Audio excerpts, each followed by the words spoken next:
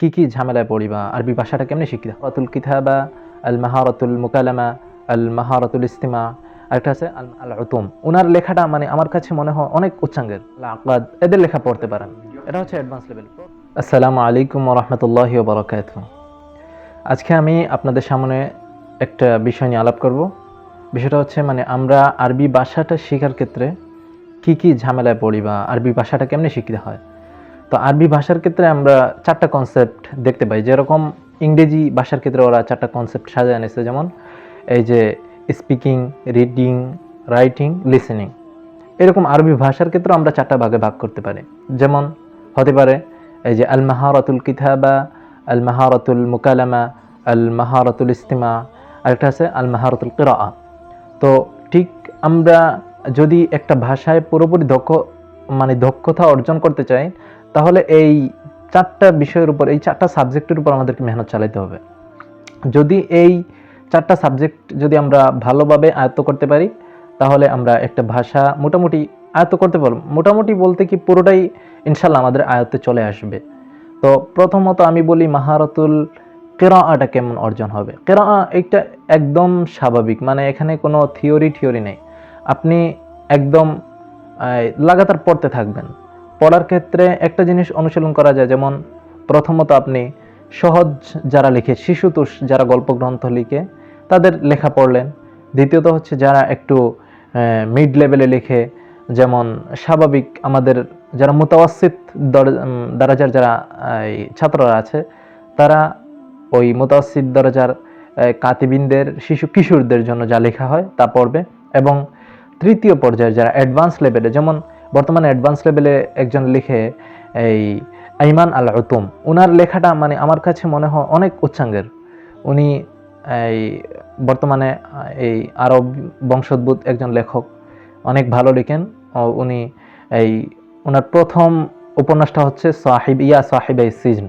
উনি 2 বছর কারাগারে থাকার পরে এসে যে উপন্যাসটা লিখেছিলেন অনেক সুন্দর। মানে এই টাইপ আইমান আল উতুম, এছাড়া আরও যারা মুস্তাফা আসিফ, যারা গত শতকের মুস্তাফা আসিফ, এই তারপরে আব্বাস মাহমুদ আল আকাদ, এদের লেখা পড়তে পারেন। এটা হচ্ছে অ্যাডভান্স লেভেল। প্রথমত আমরা শুরু করতে পারি যারা শিশুতোষ লেখেন, যেমন নাজিব কিলানি, কামিল কিলানি, তারপরে আদহাম আশ-শারকাওয়ি। উনি শিশুতোষ লেখেন না, তারপর ওনার লেখার মধ্যে একটা সাবলীলতা আছে। তো ওনাদের কিতাবগুলো আমরা পড়তে পারি, এবং ওনাদের কিতাব পড়ার পরে আমরা দ্বিতীয় লেভেলে কিতাবগুলো পড়ব, এবং এরপরে আমরা উচ্চাঙ্গের কিতাবগুলো পড়বো। এইভাবে পড়তে থাকলে ইনশাল্লাহ আমাদের মাহারাতুল কিরাআটা অর্জন হয়ে যাবে। আর মাহারাতুল কিরাআর সাথে সাথে আমরা যদি মাহারাতুল কিতাবাটা অর্জন করতে চাই, যেমন এই দ্বিতীয় যে যোগ্যতাটা মাহারাতুল কিতাবা, মানে লিখন যোগ্যতা, লিখন একটা আমাদের যদি লেখার ক্ষেত্রে, যদি আরবি ভাষার ক্ষেত্রে এই যোগ্যতাটা অর্জন করতে চাই, তাহলে পড়ার সাথে সাথে ওই একদম যে ঠাস পড়ে যাব, তাড়াতাড়ি যে মানে যত তাড়াতাড়ি পারা যায় একটা বই শেষ করবো ওইরকম না, মানে একটু সূক্ষ্ম দৃষ্টিতে তাকিয়ে এবং পর্যালোচনার সাথে, মানে অনুশীলনের সাথে সাথে আমরা এই একটা বই পড়তে হবে। যেমন আমরা বলি যে ধরেন আপনি পড়ার মধ্যখানে কিছু সুন্দর কাওয়ালিব পেলেন, কিছু সুন্দর তাবিরাত পেলেন, তো এই তাবিরাতগুলো আপনি নোটস করবেন। এবং কাওয়ালিবগুলো পেলে একটা কালাব বলতে হচ্ছে একটা বাগধারা, না ভাগধারাও বলা যায় না, এটারে একটা কি বলবো, একটা স্ট্রাকচার বলতে পারি আমরা।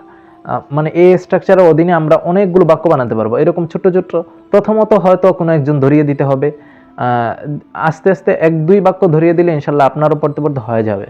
তো প্রথম আমরা এই কাওয়ালিবগুলো বাছাই করব, পড়ার সময় দেখবো যে কোন জায়গায় একটু সুন্দর বাক্য আসছে, তাবির আসছে, মানে কালাব আসছে, এগুলো আমরা নোটস করব এবং ওইগুলা দিয়ে আমরা অনুশীলন করবো আলাদা। তখন ওই অনুশীলনের সাথে সাথে আমাদের হয়ে যাবে, মানে মাহারাতুল কিতাবাটা অর্জন হয়ে যাবে। তো কিতাবাটা অর্জন হওয়ার অনুশীলনের ক্ষেত্রে আমার কাছে সবচেয়ে থেকে সহজ পদ্ধতি বা এই তাড়াতাড়ি লেখার মধ্যে যে একটা মান উন্নয়ন, ইমপ্রুভমেন্টটা অনেক সহজ একটা পদ্ধতি আছে আমার কাছে মনে হয়েছে, যে শাওয়াহিদ তৈরি করা।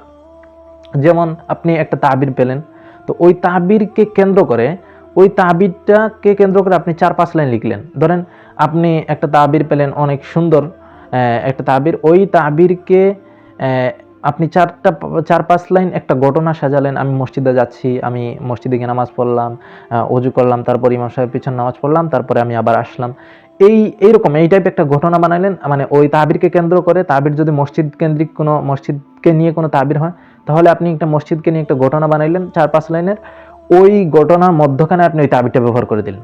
তো ওইভাবে আপনি ছোট ছোট তাবির, মানে ছোট ছোট শাওয়াহিদ যদি আপনি লিখতে থাকেন, ধরেন আপনি আজকে একটা তাবির দিয়ে একটা শাওয়াহিদ লিখলেন, তো দ্বিতীয় আরেকটা তাবির দিয়ে আরেকটা শাওয়াহিদ লিখলেন, যদি শাওয়াহিদ লিখতে থাকেন, মানে শাহিদ লিখলেন, তো শাহিদ যদি আপনি লিখতে থাকেন, তাহলে ইনশাল্লাহ আপনার এই তাবির যে প্রয়োগ করতে করতে আপনার লেখার মধ্যে আস্তে আস্তেই মানে ফিট হয়ে যাবে।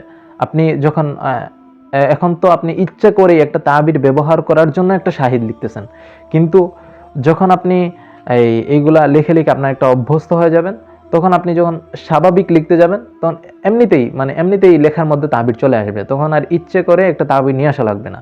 এই তাবিরের দিকটা এবং কাওয়ালিবের দিকটা এইভাবে শাহিদ যদি লিখেন, অনেকগুলো শাহিদ যদি জমা করেন একটা খাতা নিয়ে, মানে ছোট ছোট ঘটনা লিখেন, ইনশাল্লাহ আপনাদের মাহারাতুল কিতাবাটা অর্জন হয়ে যাবে। আর আমাদের আরেকটা যোগ্যতা হচ্ছে মাহারাতুল ইস্তেমা। এইটার ক্ষেত্রে স্বাভাবিক আমরা ধরতে পারি যে এই মানে ইস্তেমাটা কি, মানে একটা শ্রবণ যোগ্যতা।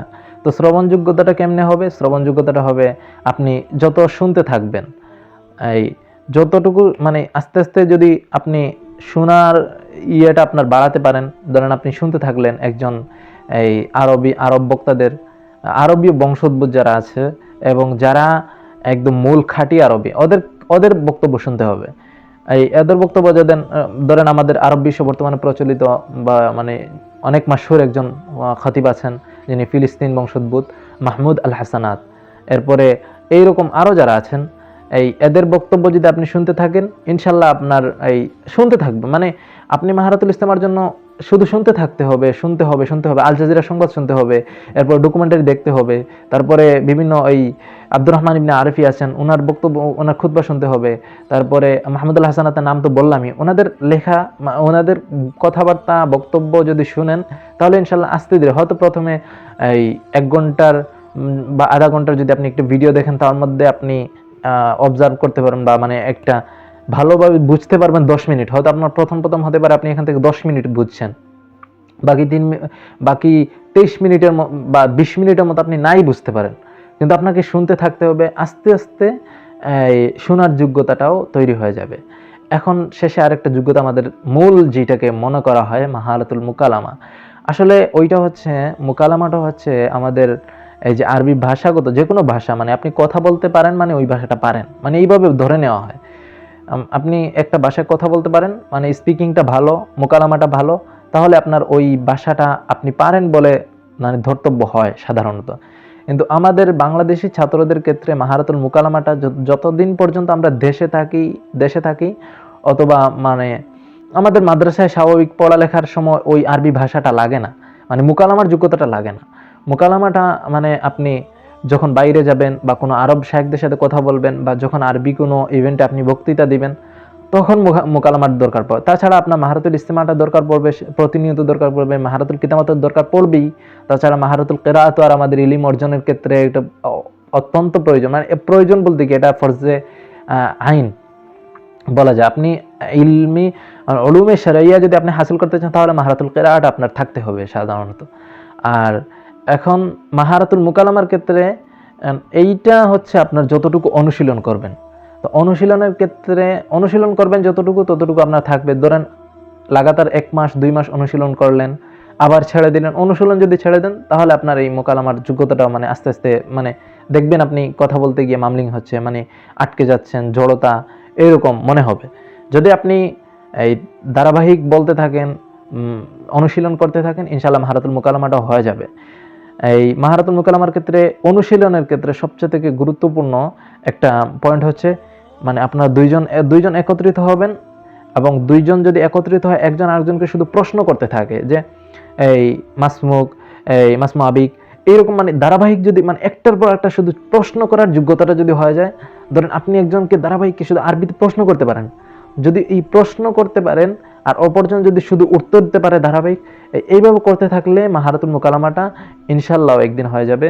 অবশেষে বলি, আমাদের আরবি ভাষাটা শেখার ক্ষেত্রে আলহামদুলিল্লাহ এখন একটা বিপ্লব তৈরি হয়েছে। বাংলাদেশে অনেক ছাত্ররা শিখতেছে, অনেকে আদব বিভাগে ভর্তি হচ্ছে, অনেকে আমাদের আরবি ভাষার ক্ষেত্রে যে প্রসিদ্ধ যে দুই জায়গাকে ধরা হয়, যেমন এই জামিয়াতুল উস্তাদ শহীদুল্লাহ ফজলুল বারী, এই ওখানে আমাদের আদিব সাহেব হযরত মাওলানা শফিকুল ইসলাম ইমদাদি রাহাত হাফিজাউল্লাহ, উনি অনেক মেহনত করছেন এবং ওনাদের দ্বারা, বা মহিউদ্দিন ফারুকী সাহেব আছেন, ওনাদের মার্কাজুল লুগা আল আরাবিয়া, ওনাদের দ্বারা অনেক বৈপ্লবিক পরিবর্তন আসতেছে এবং ছাত্রদের মধ্যে আরবি শিখার একটা মানে তৈরি হচ্ছে।